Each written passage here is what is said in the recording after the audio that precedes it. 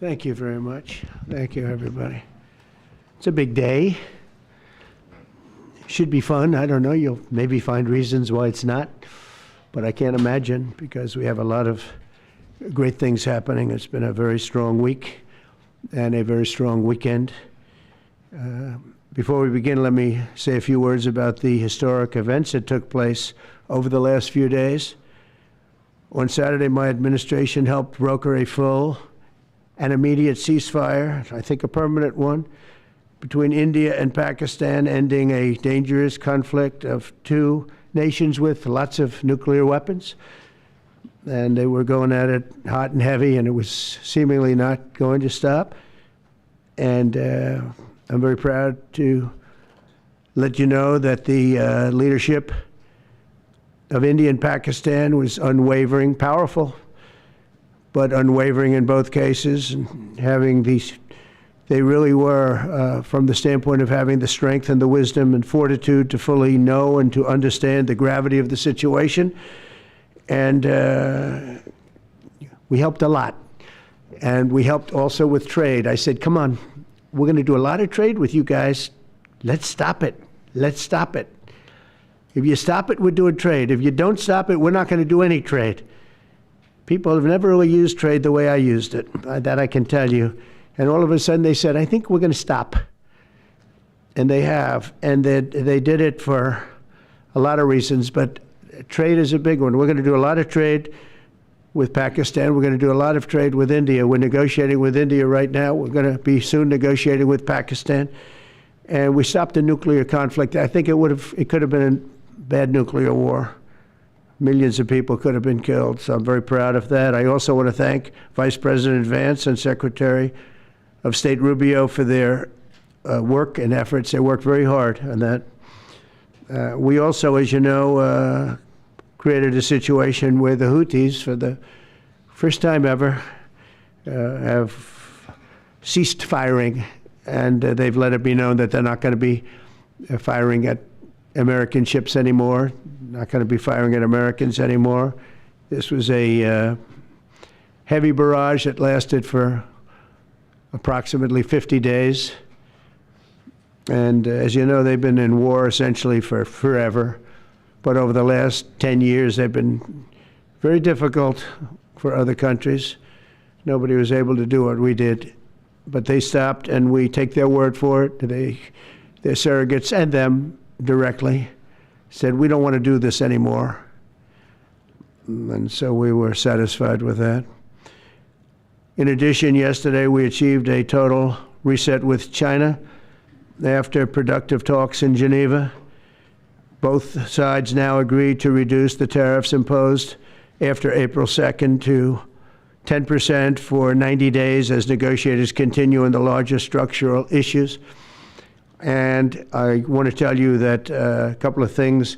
First of all, that doesn't include the tariffs that are already on, that are our tariffs, and it doesn't include tariffs on cars, steel, aluminum, things such as that, or tariffs that may be imposed on pharmaceuticals, because we want to bring the pharmaceutical businesses back to the United States, and they're already starting to come back now based on tariffs.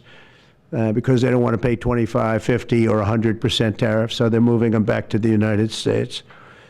I spoke to Tim Cook this morning, and he's going to, I think, even up his numbers, $500 billion. He's going to be building a lot of plants in the United States for Apple, and we look forward to that. I really do look forward to that. But the talks in Geneva were very friendly. The relationship is very good. We're not looking to hurt China. China was being hurt very badly. They were closing up factories. They were having a lot of unrest. And they were very happy to be able to do something with us. And the relationship is very, very good. I'll speak to President Xi maybe at the end of the week. We have some other things we're doing. But one of the biggest things that we're doing, and I don't know if people realize this, but we made a great deal with China, a great trade deal, but it was a much bigger deal originally, and then they canceled it right in the last day. Some of you faces I remember were there when that happened. I remember you. And we had a deal where they opened up their country to trade with the United States. And they took that away at the last moment, and then I canceled the whole thing. And then 6 months later, we ended up doing a smaller deal. But it was a big deal. It was $50 billion worth of product that they were going to purchase from our farmers, et cetera. And we agreed to that. People thought it was 15 because they were doing 15. We made it 50 because I misunderstood the 15. I said, you got to get 50. Because when I asked, if you remember the story, when I asked, what are we doing with them? My Secretary of Agriculture at the time, Sonny Perdue, said, sir, it's about 15 billion and we're asking for 15. And I thought he said 50. So I said, so they came back with the deal at 15. And I said, no way, I want 50 because you said 50. They said, sir, we didn't say that. Anyway, bottom line, I said, go back and ask for 50. And they gave us 50. And they were honoring the deal. And we would call them up a lot for the corn and for the wheat and for everything. They were honoring the deal. And then when Biden got in, they no longer honored the deal. There was nobody to call. I would call on an average of once every 2 weeks to say, come on, you have to speed it up a little bit. And our farmers were doing great. I said to them, buy more land and bigger tractors, if you remember. That's what happened. But the deal was a very good deal. But the best part of the deal was that we opened up China. China agreed to open itself up to American business to go in. And it would have been a great thing, I think, for China. They would be able to see things that they haven't seen. They would be able to buy products that they had never been able to buy. Would have been great for American business. I think it would have brought unity between China, better unity between China and the United States. And the bottom line is that they canceled it the last day. We were all set to sign it, and then I went a little bit angry. I got a little angry. I said, they canceled the deal. The deal was done. It was all ready to be signed, and people went over. They came back to me, sir, they don't want to sign the opening up China. Well, the biggest thing that we're discussing is the opening up China, and they've agreed to do that. But it's going to take a while to paper it. You know, that's not the easiest thing to paper. But that's the single, I think, to me, some people would disagree. Some people would say we're getting a lot of money with tariffs or whatever. But, you know, especially when you add what we already have. Because remember, we're already getting the 50% on steel and different things. That's not included in these numbers. So you can add that. But the biggest thing to me is the opening up. I think it would be fantastic for our businesses if we could go in and compete with China. It would be a lot of jobs for China. It would be, I think, at a time when they can frankly use the jobs.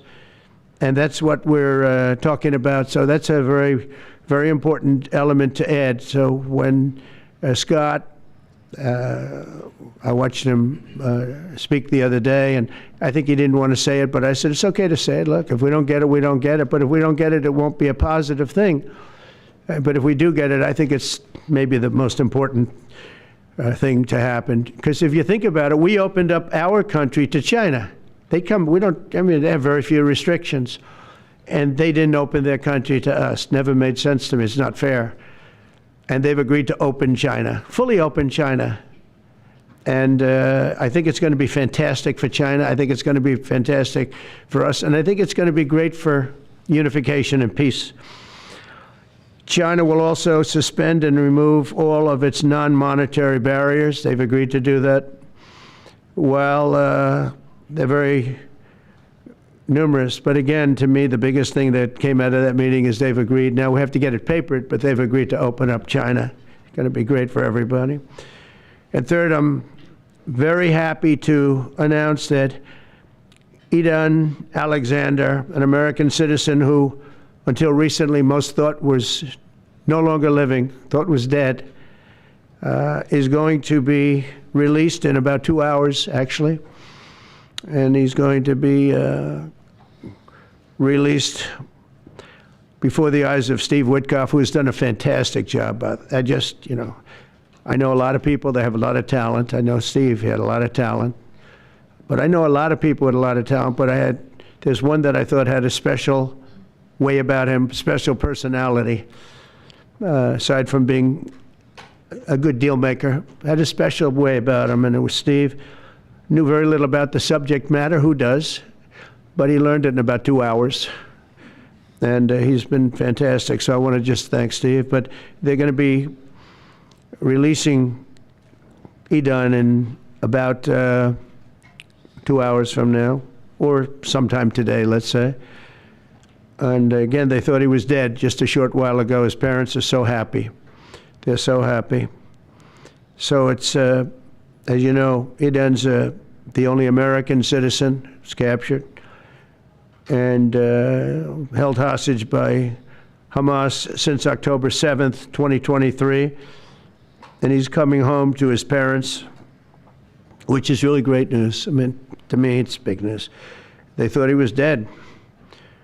So that's that. So we'll be heading there, and we'll be seeing 3 primary countries. You know all about that: Saudi Arabia, UAE, Qatar. On Thursday's meeting with Russia and Ukraine is very important. I was very insistent that that meeting take place. I think good things can come out of that meeting. Stop the bloodshed of the horrible. It's a bloodbath. But that 5,000 more, it's really much more, I'm trying to be conservative, more than 5,000 soldiers. Russian, they're not American soldiers, they're from Russia, they're from Ukraine, but they're people. They're human souls, and they're being killed at levels that we haven't seen since the Second World War. And it's every week. A lot of drone fighting. It's a whole new form of warfare, and it's violent and vicious. And so that's it. I'd like to go back to China just for a second. They're very heavy on the fentanyl. We're charging them, as you know, 20% for the fact that they send fentanyl into our country. And they've agreed that they're going to stop that. And, you know, they'll be rewarded by not having to pay, you know, hundreds of billions of dollars in tariffs. So the fentanyl should stop. It comes from China. It's amazing. And comes through our southern border, comes through our northern border too, comes through Canada, and comes through our southern border, much more through the southern border. But so that's a very important subject to me, because everybody in this room has lost friends or people that have family members that have died of fentanyl. So there's a big incentive for China to stop, and I take them at their word. They're going to work on that, I think, very hard. And one thing, when they work on something, they get it done. So now I'm about to depart on a historic visit. Some of you are going with us to, as I said, Saudi Arabia, Qatar, and United Arab Emirates. Before I do, I'll sign one of the most consequential executive orders in our country's history. I don't think there's ever been anything signed like this, certainly not with respect to health care, nothing even close. I'm delighted to be joined on this occasion by Secretary of Health and Human Services Robert F. Kennedy Jr., who is doing a really good job, I have to tell you that. CMS Administrator, a friend of mine, Dr. Mehmet Oz, who is an amazing guy. You know, I was telling Bobby before, Oz had a very successful show, but it hurt his reputation. Because when you're in show business, it hurts your reputation a little bit. It's good for you, but in terms of professionalism and being a doctor, it sort of hurts your reputation. This guy went to the best schools, was the best, I mean, top of the line. Then he did a television show, became a success, made a lot of money, all that stuff, but it sort of hurt him. And you know who I compare that to? I hate to say this, but a special woman, Jeanine Pirro. She was the toughest, smartest DA, maybe in our countries, in our cities and states history, New York. She was really tough, really sharp. Then she did a show, and people didn't think of her quite the same way. She became more of an entertainment person, like Oz. Oz is not an entertainer. He's not really an entertainer, if you know the real story. And she isn't either. She is unbelievable. She was one of the strongest district attorneys in the history of New York, highly respected, very tough, went after the drug dealers at a level that you don't see today anymore. And you know, hopefully she's given up a tremendous, she's leaving the #1 show on cable television, one of the #1 shows on television, period, The Five, but they've got great people left behind, but she was a big part of it. And so I equated to that. Jeanine Pirro is unbelievable. FDA Commissioner Dr. Marty McCary, with a reputation that's second to none, and the job he's doing already has been fantastic. Thank you, Marty. And Director of National Institute of Health, Jay Bhattacharya, who has been, as you know, from Stanford, so highly regarded, and have all been working with us very hard on this. And the question they would ask, being a little bit new to the government aspect of it, is why doesn't somebody fight the drug price situation, meaning equalization? There's a term, it's called equalization. Nobody wants to mention that term.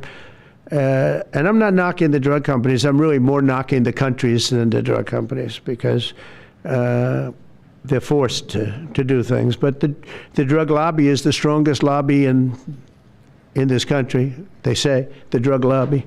It's between that and lawyers. And they have a lot of power.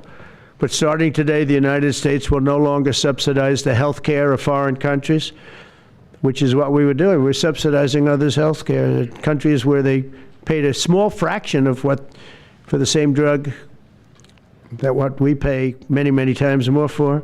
And will no longer tolerate profiteering and price gouging from Big Pharma. But again, it was really the countries that forced Big Pharma to do things that, frankly, I'm not sure they really felt comfortable doing. But they've gotten away with it, these countries. European Union has been brutal.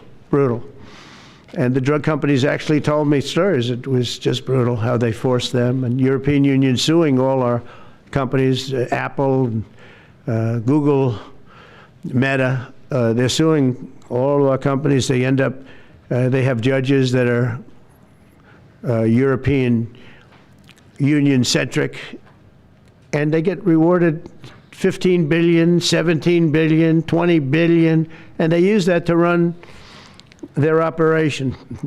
Not going to happen any longer, that I can tell you. So what's been happening is we've been subsidizing other countries throughout the world, not just in Europe, throughout the world. European Union was the most difficult, from what I understand.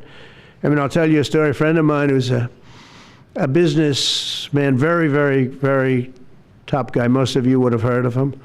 A highly neurotic, brilliant businessman, seriously overweight, and he takes the fat shot drug. And he called me up, and he said, President, he calls me, he used to call me Donald, now he calls me President, so that's nice respect. But he's a rough guy, smart guy, very successful, very rich. I wouldn't even know how we would know this, but because he's got comments. President, could I ask you a question? What? I'm in London, and I just paid for this damn fat drug I take. I said, it's not working. He said, I just paid $88.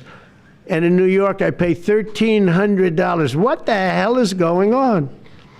He said, so I checked, and it's the same box, made in the same plant, by the same company. It's the identical pill that I buy in New York. And here I'm paying $88 in London. In New York, I'm paying $1,300. Now, this is a great businessman, but he's not familiar with this crazy situation that we have. But he was stunned. But it was just one of those stories. And I brought it up with the drug companies, represented by somebody who's very, very smart, good person too. And we argued about it for about half hour, and then finally he just said, because they can't justify it, he just said, look, you got me. I can no longer they've been justifying this crap for years. They said, oh, it's research and development. Well, I said, well, research and development, other countries should pay research and development too. It's for their benefit.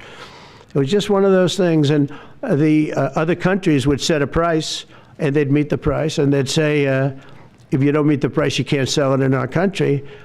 I said, well, then you walk away, and they'll call you back and they'll sell it in the country. But now they'll have to do that. So for the first time in many years, we'll slash the cost of prescription drugs, and we will bring fairness to America. Drug prices will come down by much more, really, if you think 59. If you think of a drug that is sometimes 10 times more expensive, it's much more than the 59%, it depends on the way you want to analyze it, but in one way you could analyze it that way. But between 59 and 80, and I guess even 90%. So when I worked so hard in the first term, and if I got prices down, I remember I was the only one to ever get prices down for a full year, but I'd get them down like 2%, and I thought it was like a big deal. Well, we're getting them down 60, 70, 80, 90%, but actually more than that if you think about it in the way mathematically. And farmer has to say, we're sorry, but we'll not be able to do this any longer to these countries that have been so tough. They've been very tough, nasty. It's trade. It's trade. And pharma is also very powerful. And the Democrats have protected pharma. The Democrats, this is the Democrats have protected pharma. These are the Democrats. And by the way, I just called the Speaker of the House, and I just called the leader, our leader in the Senate, John Thune, Mike Johnson. Spoke to both of them. I said, when you score, you're going to have to score two things. You're going to have to, number one, score that hundreds of billions of dollars of tariff money is coming in. But even bigger than that, you're going to have to score that your cost for Medicaid and Medicare and just basically pharmaceuticals and drugs is going down at a level that nobody has ever seen before. It'll pay for the Golden Dome. I see the Golden Dome is there, see? That'll easily pay for the Golden Dome. And we'll have a lot of money left over. We need the Golden Dome, by the way, in this world. Although this world's a lot safer today than it was a week ago, and a lot safer than it was 6 months ago. We had people that had no clue what they were doing. So today Americans spend 70% more for prescription drugs than we spent in the year 2000. Think of that. Our country has the highest drug prices anywhere in the world by sometimes a factor of 5, 6, 7, 8 times. It's not like they're slightly higher. They're 6, 7, 8 times. There are even cases of 10 times higher. So that you go 10 times more expensive for the same drug, that's big numbers. Even though the United States is home to only 4% of the world's population, pharmaceutical companies make more than 2/3 of their profits in America. So think of that. With 4% of the population, the pharmaceutical companies make most of their money, most of their profits from America. That's not a good thing. Now, I think, by the way, I have great respect for these companies and for the people that run them. I really do. And I think they did one of the greatest jobs in history for their company, convincing people for many years that this was a fair system. And nobody really understood why, but I figured it out. For years, pharmaceutical and drug companies have said that research and development costs were what they are, and for no reason whatsoever. They had to be borne by America alone. Not anymore, they don't. This means American patients were effectively subsidizing socialist healthcare systems in Germany, in all parts of the European Union. They were the toughest of all. They were nasty. And I see that. I see that with trade, too. European Union is in many ways nastier than China, okay? And we've just started with them. Oh, they'll come down a lot. You watch. We have all the cards. They treated us very unfairly. They sell us 13 million cars. We sell them none. They sell us their agricultural products. We sell them virtually none. They don't take our products. That gives us all the cards, and very unfair. So they're going to have to pay more for health care, and we're going to have to pay less. That's all it is. And believe it or not, because it's really the world we're talking about, not just the European Union, but because it's the world, the numbers are for the healthcare company not as bad as you would think. They'll make the same. I think the healthcare companies should make pretty much the same money. I really don't believe they should be affected very much, because it's just a redistribution of wealth. It's a redistribution where it could be the same top line, but it's going to be distributed differently. Europe's going to have to pay a little bit more. The rest of the world's going to have to pay a little bit more, and America's going to pay a lot less. Again, because it's a much smaller population than when you think of the whole world. So basically what we're doing is equalizing. There's a new word that I came up with, which I think is probably the best word. We're going to equalize. where we're all going to pay the same. We're going to pay what Europe's going to pay. We're going to all pay. Now, there may be some countries in dire need, and I would be willing to sacrifice that, but and help them. But it's called most favored nation. We are going to pay the lowest price there is in the world. We will get whoever is paying the lowest price. That's the price that we're going to get. So remember that. So we're no longer paying 10 times more than another country. Whoever is paying the lowest price, we will look at that price and we will say that's the price we're going to pay. Most favored nations. That's what it is. One breast cancer drug costs Americans over $16,000 per bottle, but the same drug from the same factory, manufactured by the same company, is 1/6 that price in Australia and 1/10 that price in Sweden. 1/10 for the identical product. A common asthma drug costs almost $500 here in America, but costs less than $40 in the United Kingdom. So $40 in the United Kingdom, which is where this gentleman told me he paid a small amount for his shot. But think of that. So $40 versus $500 here. That's not even bad. There are much worse examples. And the weight loss drug, Ozempic, costs 10 times more in the United States than in the rest of the developed world. 10 times more. Why? Why? What did we do? Suckers. But we never had a president that had the courage to do this. And nobody knew the system like I do. I mean, I've gotten to know this system so well. And I don't think it's fair that it benefits Obamacare. Obamacare is a failure. It's not a good health care. It works. I made it work. I had an obligation to make it work, or an obligation to let it die. I chose that we had to make it work. I had to make it as good as possible. And I had a choice. I could have let it fail or make it as good as possible. As good as possible means it was still not very good, but it survived. And we did the right thing. But this makes everything work. And I don't want to have a bad form of health care work because of the fact I was able to cut drug prices by 80 or 90%. So we're going to maybe come up with something. I think this gives the Republicans a chance to actually do a health care that's much better than Obamacare and for less money, which if you guys would work on that along with Congress. But I do want to say that Democrats could have done this a long time ago. They have fought like hell for the drug companies, and they knew they were doing the wrong thing. And it's going to be very hard. I was just telling the leader and the speaker that it's going to be very hard for the Democrats to vote against the one big, beautiful deal. The greatest tax cuts in history, greatest everything, but now you have the big drug prices because that's going to be included. It makes that whole situation different from a scoring standpoint. I just told them, I called them up about this. I said, I'm going to do something that's going to be very monumental, and you're going to be scoring. You better tell your people that this is going to score really well. And then add hundreds of billions of dollars in tariffs to your list also. But as big as the tariffs are, this is something that really hits quickly. 5 years ago, I signed an executive order to confront this disaster, but only confront it in a minor way. It was a good confrontation, but never to this extent.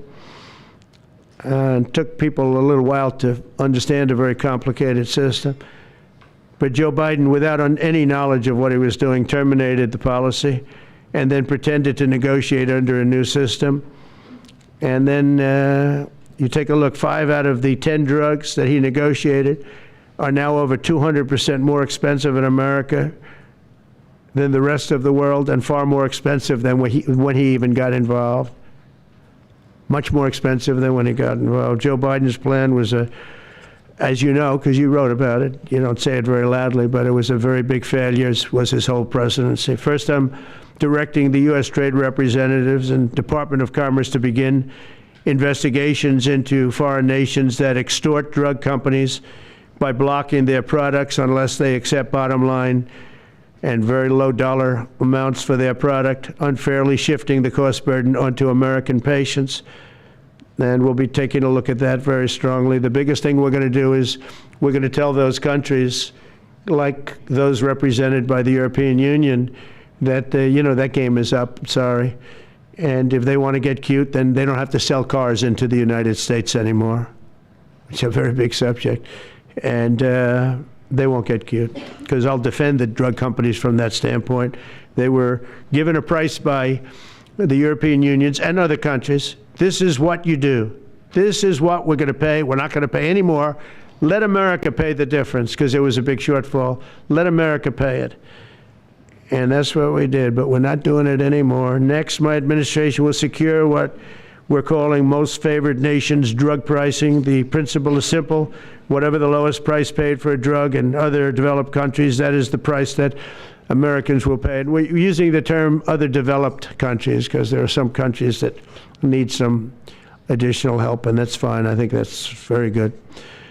Some prescription drug and pharmaceutical prices will be reduced almost immediately by 50 to 80 to 90%. Big Pharma will either abide by this principle voluntarily or will use the power of the federal government to ensure that we are paying the same price as other countries. To accelerate these price restrictions and reductions, my administration will also cut out the middlemen. We're going to totally cut out the famous middlemen. Nobody knows who they are, middlemen. I've been hearing the term for 25 years, middlemen. I don't know who they are, but they're rich. That I can tell you. We're going to cut out the middlemen and facilitate the direct sale of drugs at the most favored nation price directly to the American citizen. So we're cutting out, Bobby, the middlemen. It's so important, right? They got to do that. They're worse than the drug companies. They don't even make a product, and they make a fortune. It's very smart business people, that I can tell you. If companies make no significant progress toward most favored nation pricing, which we will insist that they do, so I think I'm wasting time talking about it. We're going to insist upon it. And we'll insist, and we're going to help the drug companies with the other nations, because those other nations do a lot of trading with us. They need our trade, just like China needed us very badly. They need us just as badly. We will do whatever we have to with trade, just like we did some great things with trade with India and Pakistan. It really helped the situation, very heated situation. Could have lost millions of people, more than millions. I mean, many millions of people. And they want to do business with America, but we never used our powers that way. We never knew how. We never had people that knew how to do that. We'll also open up America's market to safe and legal imports of affordable drugs from other countries, putting dramatic downward pressure on prices. And if necessary, we'll investigate the drug companies, and we'll, in particular, investigate the countries that are doing this, and we will add it onto the price that we charge them for doing business in America. In other words, we'll add it onto tariffs if they don't do what is right, which is everybody should equalize, everybody should pay the same price. And special interests may not like this very much, but the American people will. I am doing this for the American people. I'm doing this against the most powerful lobby in the world, probably the drug lobby, drug and pharmaceutical lobby. But it's one of the most important orders, I think, that's ever been signed, certainly with regard to health care or health in the history of our country, and it's an honor to be a part of it. And I'd like to ask Robert F. Kennedy to say a few words, please. Thank you. Thank you, Mr. President. This is an extraordinary day. This is an issue that, I grew up in the Democratic Party, and every major Democratic leader for 20 years has been making this promise to the American people. This was the fulcrum of Bernie Sanders' runs for presidency, that he was going to eliminate this discrepancy between Europe and the United States. But as it turns out, none of them were doing it. It's one of these promises that politicians make to their constituents, knowing that they'll never have to do it. And the reason they'll never have to do it is because they know that Congress is controlled in so many ways by the pharmaceutical industry. There's at least one pharmaceutical lobbyist for every congressman, every senator on Capitol Hill, and every member of the Supreme Court. By some estimates, 3. Pharmaceutical companies, the industry itself spends 3 times what the next largest lobbyist spends on lobbying. So this was an issue that people talked about, but nobody wanted to do anything because it was radioactive. They knew you couldn't get it by Congress. We now have a president who is a man of his word, who has the courage. President Trump was taking money from the pharmaceutical industry too. I think they gave you $100 million. Yeah.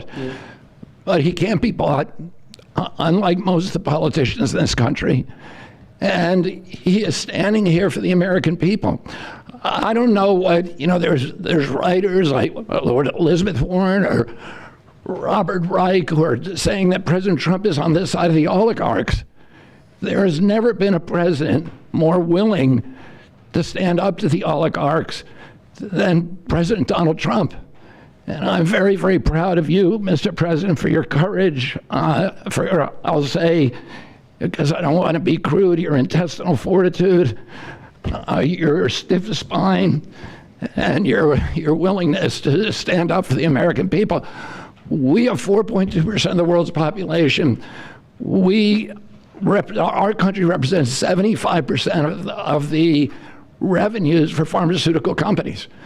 We spend in our country $1,126 per capita on drugs. In Britain, they spend about $240. They spend 1/5 of what we do. And this is true across Europe. And the drug companies, Europeans, if you ask them, it made no sense what they were saying. America has to pay for this innovation or it's not going to happen. What President Trump is saying to our European partners is you got to raise the amount that you're paying for those drugs and pay for your share of the innovation. That the United States is no longer subsidizing that. If the Europeans raise the price of their drugs by just 20%, that is $10 trillion that can be spent on innovation, and the health of all people all across the globe is going to increase because we're going to have better products. So I'm just so grateful to be here today. I never thought that this would happen in my lifetime. I have a couple of kids who are Democrats, are big Bernie Sanders fans, and when I told them that this was going to happen, they had tears in their eyes because they thought this is never going to happen in our lifetime, and we finally have a president who's willing to stand up for the American people. Thank you, and Dr. Oz. Thank you, Secretary Kennedy. This is the most powerful executive order on pharmacy pricing and healthcare ever in the history of our nation. And it's only happening because we have a president with the fortitude, the guts to stand up to the withering criticism and lobbying that's going to occur as soon as folks hear about the executive order. So on behalf of the child in Philadelphia who's got an autoimmune disease with a $1,000 a month drug, or the older woman in Los Angeles who's on a blood thinner who can't afford her copay, I want to thank President Trump. God bless you for having the guts to take on this industry. Thank you, sir. Thank you very much. So let's talk about the details a little bit. And this is primarily about equalization, as President Trump said. It's about fairness. Think of NATO as a metaphor. When President Trump said, you've got to pay a little more so it makes sense for all of us, they came up. And the European countries contributed. The same thing we believe will happen in this situation. Most people who have thought about this process agree that it is patently unfair to tolerate the numbers that Secretary Kennedy and President Trump have reflected to you. On this chart to my left is a list of the 10 drugs that were negotiated in the IRA. Again, this is the bill, the law, that regulates a negotiation process. This is the best price that was able to be obtained by the Biden administration. And if you look at these numbers, they actually reflect how much on top of the most favored nation price was being paid by the United States. So the closest to me, Bob, you can point to the Jardines, the closest one, 289%, the one that's closest to you. That means that we are paying in America 4 times more than that drug costs in other countries. Again, 100% is the baseline. It's 289% above that baseline. It goes all the way down to when we're paying 50% more than any other country. That's the range. As was pointed out by President Trump, half the time we're paying 3 times more than is paid in other countries. It doesn't make any sense for the system. That stated, President Trump has over and over again indicated, and Secretary Kennedy reflected as well, we want innovation. We want our technology partners doing the best they can to make the best solutions for drugs to cure as many people in America and around the world as possible. By getting our allies to pay a bit more, as they should be, and they should have for many years been doing, will course correct a problem that's gotten out of hand. And by doing that in a thoughtful, effective way, we're going to be able to get the pharmaceutical industry whole. Those jobs will still be here, will still be productive, will still be curing cancer and a slew of other ailments that plague humanity. America will still be the leader in this space, but we'll be paying the appropriate amount, the right-sized amount for those tasks. So over the next 30 days, the 4 of us up here, together with people standing in the back of this room who are doing a lot of the heavy lifting, are going to be approaching pharmaceutical companies to talk specifically about what we want the most favored nation price to be based on the best data we have. We're looking forward to a thoughtful interaction with these corporate leaders, many of whom we've spoken to and in quiet will agree the system is not right the way it is. They're patriotic Americans. They want what's right. But the fact that in my lifetime, as Secretary Kennedy said, for the first time, we have a thoughtful and aggressive approach, thanks to President Trump, on taking on the special interests, should give all Americans confidence that this is an administration that stands for fairness and should chill the waters for those who believe they can push us away from our North Star, which is to take care of the American people. Mr. President, God bless you. Thank you very much. Thank you. Jay, you want to go next? Sure. Yep. So I teach economics at Stanford as well as health policy. And one thing that's really, really simple in economics is that when you have a persistent price difference for the same product between 2 countries, there is something deeply wrong. And what President Trump has done is a historic measure that should have been done a long time ago. What we're going to do is make sure that those prices become much closer to equal, like a competitive market you'd expect. Right now what's happening is the American people are subsidizing in large fraction the research and development efforts for drug companies around the world by the higher prices that we pay. With this new order, Europe will share the burden of that. And in fact, if you may think of it as like as somehow it's like it's going after drug companies, actually it's helping drug companies. Because what we're also going to do with this order, what President Trump has done with this order, is he's said to European governments, look, if you are taking advantage of the drug companies by forcing them to charge very, very low prices, we're going to defend American drug companies in Europe. At the same time, we're standing up for the American consumer who's been paying far too high prices for far too long.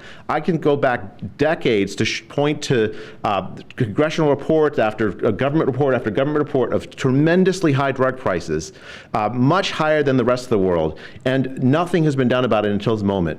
And I'm really, really proud, President Trump, that you've done this. I'm really proud to be included in this and looking forward to the work ahead. Thank you, Jay. Great. All right. Thank you, Mr. President. On behalf of the many doctors I've talked to about this very issue, thank you for taking the bull by the horns. Presidents on both sides of the aisle have talked about this and floated it and said they've wanted to do it, so you've had the courage to do it. Thank you. I've been a surgical oncologist at Johns Hopkins for 22 years, and I have seen patients suffer. We didn't take an oath to heal patients and then watch their life get ruined financially, with their home, mortgage, retirement, going down the drain with GoFundMe campaigns, raising money from church communities and synagogues and friends they haven't seen in 20 years to try to raise money for what? For a system where Americans have been getting ripped off by 10, 12, 15 times higher prices than we see in other countries. The fundamental problem in healthcare is that we've had non-competitive markets. We can do little things around the edges, or we can transform those markets to competitive markets, and that's what this executive order does today. Imagine buying a Ford for $175,000, a regular car, and then hearing that people in London are buying it for $10,000 every day, all day long. That is the craziness of this system. We're going to do everything we can at the FDA to support this executive order. It's transformative. Thank you, Mr. President. Thank you. Thank you very much. So thank you very much, everybody. It's I think it's a very important day. In many ways, you have, we'll start with the Houthis. We go to Pakistan and India. We go to what we did with China, the trade deal, and with UK. And by the way, many other deals are coming in very much. At a certain point, we'll just set the price because we know where we are. But we'll just set the price. But world trade is going to be terrific, and our country is going to be making a lot of money. Taxes are going to go down. Taxes are going to go down very, very substantially. But you look at all of the things that we've done, and now today I'm heading over. We'll see what we're going to do with respect to Iran. I think you have very good things happening there, too, by the way. I think can't have a nuclear weapon, but I think that they are talking intelligently. We're in the midst of talking to them, and they're right now acting very intelligent. We want Iran to be wealthy and wonderful and happy and great, but they can't have a nuclear weapon. It's very simple. So I think they understand that I mean business, and I think they're being very reasonable thus far. And don't underestimate Thursday in Turkey. President Erdogan is going to be a great host, and we are doing some work with him having to do with Syria, too, by the way. We're going to have to make a decision on the sanctions, which we may very well relieve. We may take them off of Syria because we want to give them a fresh start. But President Erdogan's asked me about that. Many people have asked me about that because the way we have them sanctioned, it doesn't really give them much of a start. So we want to see if we can help them out. So we'll make that determination. But I think you're going to have maybe a good meeting. You have the potential for a good meeting, that a meeting wasn't going to take place. I insisted that that meeting take place. And it is taking place. And I think you may have a good result out of the Thursday meeting in Turkey between Russia and Ukraine. And I believe the two leaders were going to be there. I was thinking about flying over. I don't know where I'm going to be on Thursday. I've got so many meetings. But I was thinking about actually flying over there. There's a possibility of it, I guess, if I think things can happen. But we got to get it done. We got to save 5,000 lives a week. 5,000 lives is really more than that. It's worse than that. And when you see and you don't want to see it, but when you see the satellite photographs of the battlefield with arms and legs and heads all over the place, separated by 30 yards from bodies, doesn't make sense. Doesn't make sense. So we're working very hard to see if we can end that bloodbath. Okay, there shouldn't be too many questions. It's been covered pretty well. Mr. President, thank you for taking questions. Two quick ones for you. Starting on trade. If a longer-term deal is not reached with China at the end of these 90 days, can the American people expect those tariffs to go back up to 145%? No, but they would go up substantially higher. And then at 145, you're really decoupling because nobody's going to buy. But they can go, they got very high because of additional tariffs I applied during the course because of fentanyl and other things. But no, but they'd go substantially higher. Yeah. And then on Qatar, Mr. President. I think you will have a deal, however. Okay, you're confident that there will be a deal. On Qatar, has Qatar asked for anything in exchange for that $400 million luxury jumbo jet? And how can the American people be so sure that they will not in the future? Well, I think what happens with the plane is that, we're very disappointed that it's taking Boeing so long to build a new Air Force One. We have an Air Force One that's 40 years old. And if you take a look at that compared to the new plane of the equivalent, stature at the time, it's not even the same ballgame. You look at some of the Arab countries and the planes they have parked alongside of the United States of America plane, it's like from a different planet. And it's close to 40 years old, might be more than 40 years old now. And we, when I first came in, I signed an order to get it built. I took it over from the Obama administration. They had originally agreed. I got the price down much lower.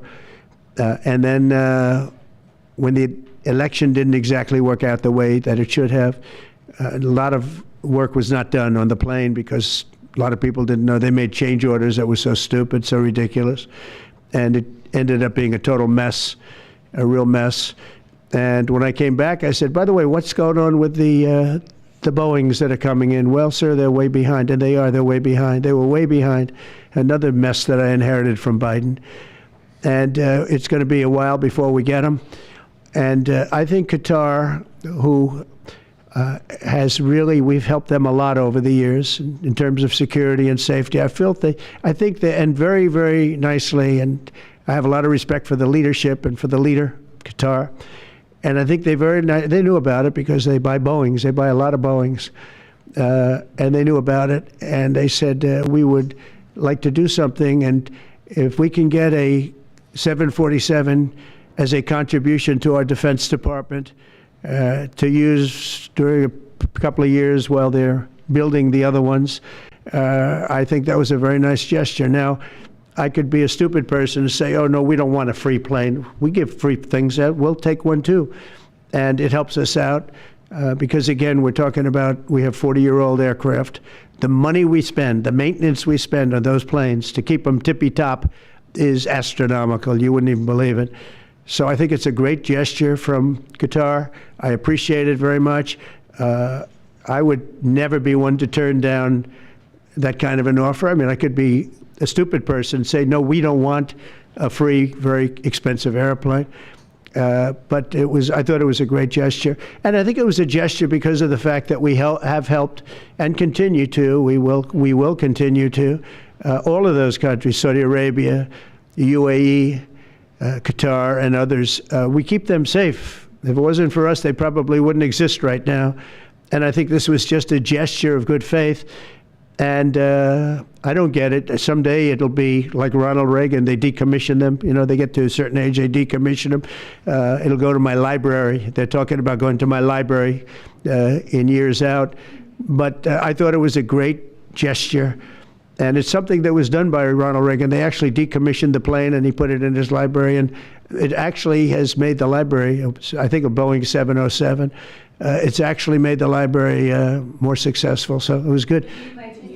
Do you plan to use the plane after you leave office? No, I don't. No, it would go directly to the library after I leave office. I wouldn't be using it. No. Mr. President, on the hostage, you said that the release of the American hostage, Adam Alexander, is a step in good faith to end this war.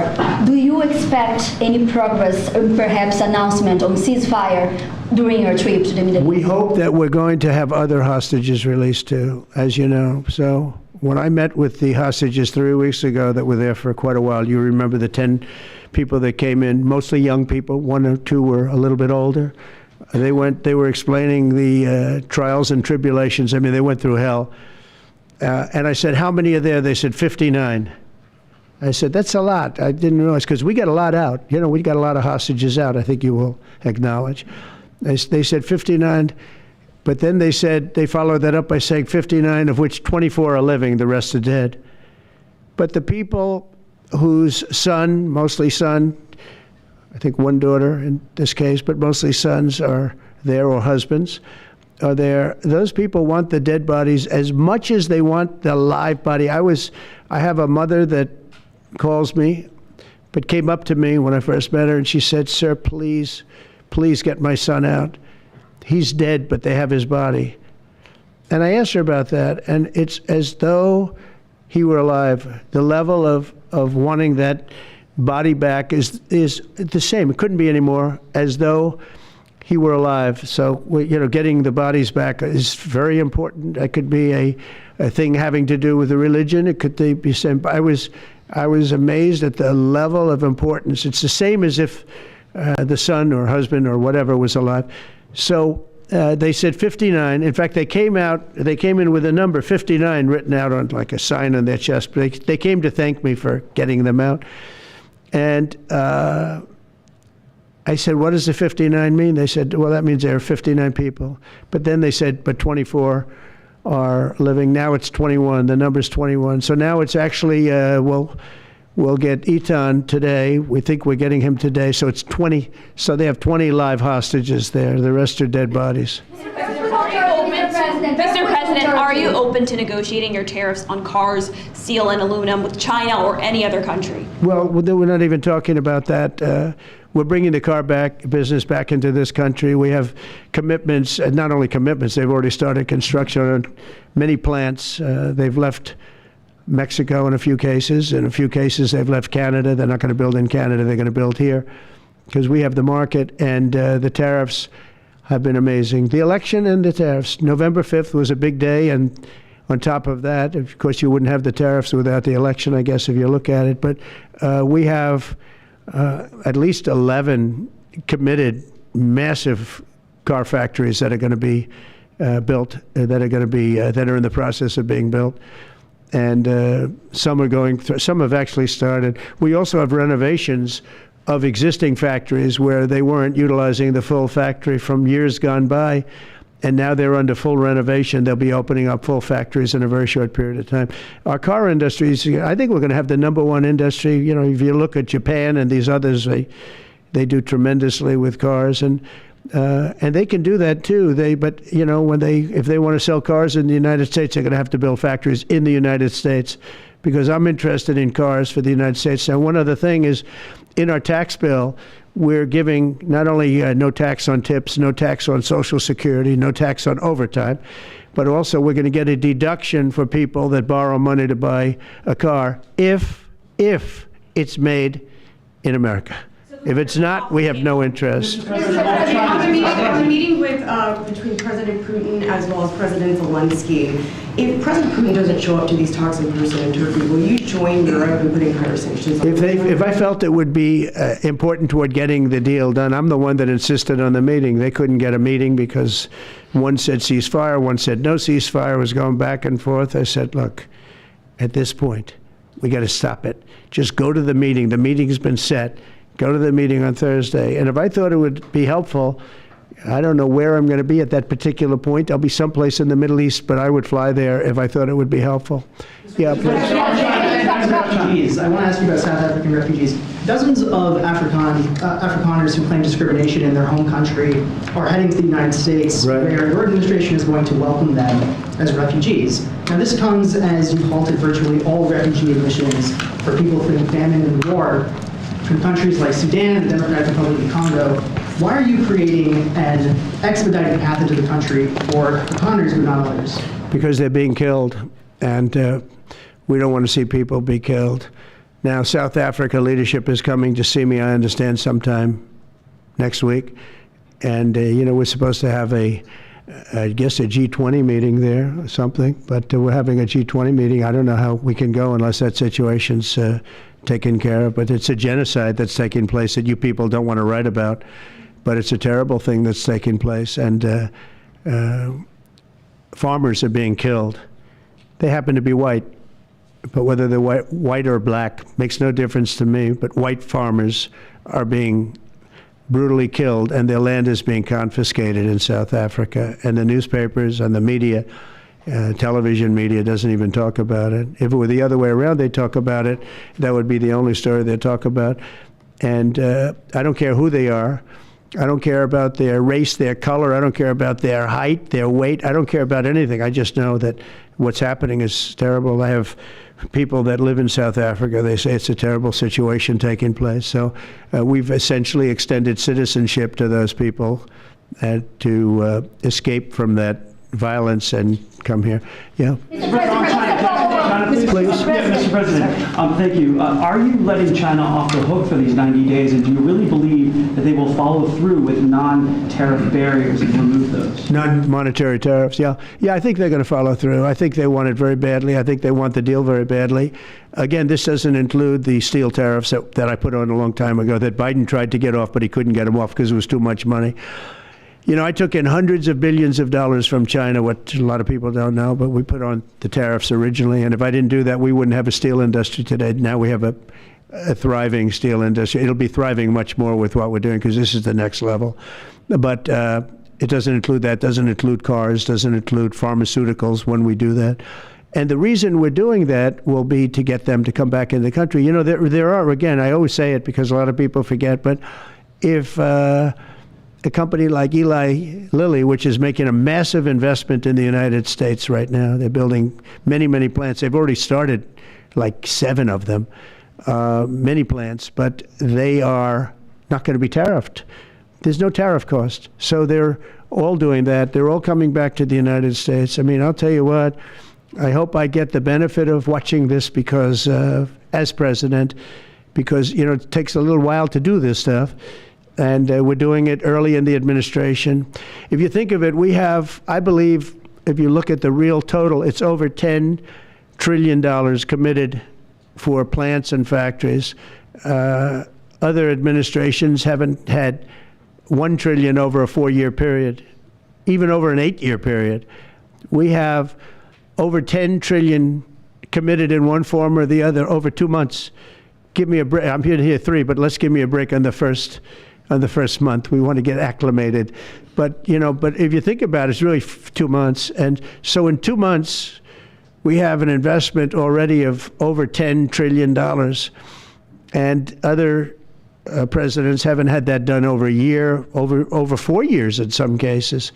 It's unprecedented. There's never been anything like it. It's a very exciting time in America. Thank you very much, everybody. Thank you. Who's in charge of the budget bill while you're gone, sir? I'll sign that, yeah. Mr. President, are you ready to impose sanctions on Russia if Putin doesn't agree with the 30-day ceasefire? I have a feeling they're going to agree.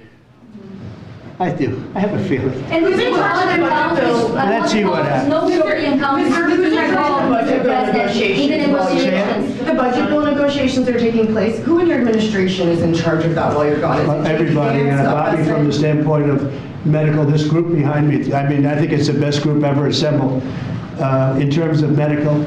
I think you're going to see a tremendous cut. I don't think, I mean, I know you're going to see it in Medicaid and Medicare.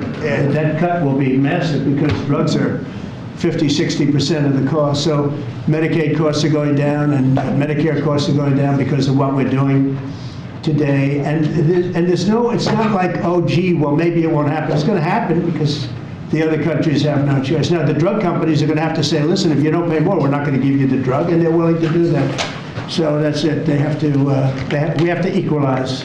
How do you respond to price controls? Say it? How do you respond to the fact that this... It's not price control, no. What was, price control is before. If you want to talk about it. Price control is what they were doing. They were making us pay. They set a price, and they said, here's what we're going to pay, and anything else charge America. Because at that time they had a very stupid president, and it really went crazy during the last 4 years. And remember this, the Democrats are the ones that allowed this to happen. They were the ones that were the protector of this pricing system.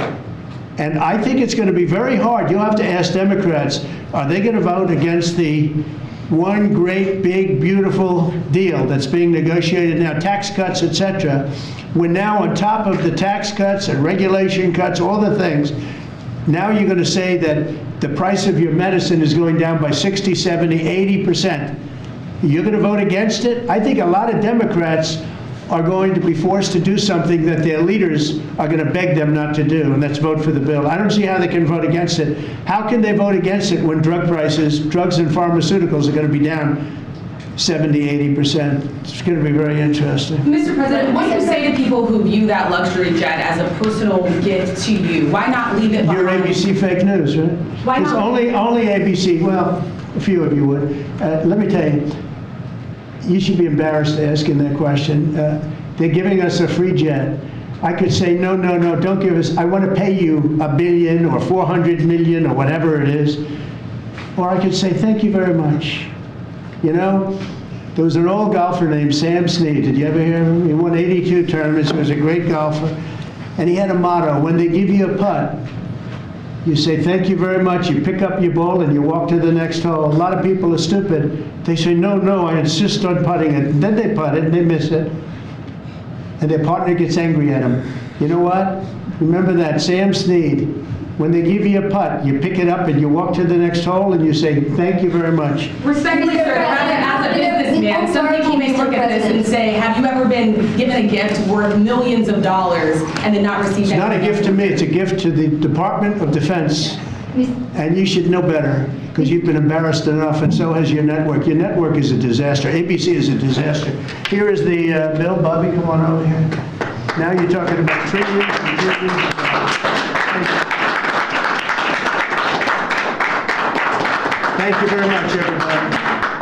Mr. President, quick question about Turkey. Thank you very much. Thank you, sir.